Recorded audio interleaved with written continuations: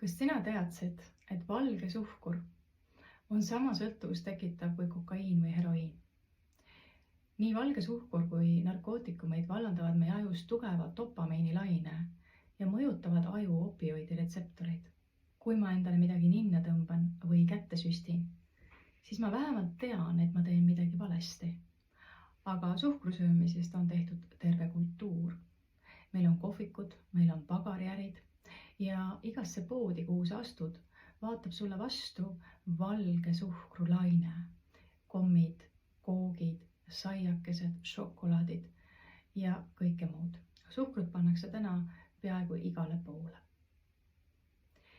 Kui sa tahad, et sul oleks rohkem energiat, et pea oleks selge, et tuju oleks hea, et elujõud taastuks, et tahtejõud tuleks tagasi, siis ma kutsun sind liituma 30-päevase väljakutsega suhkrust vabaks.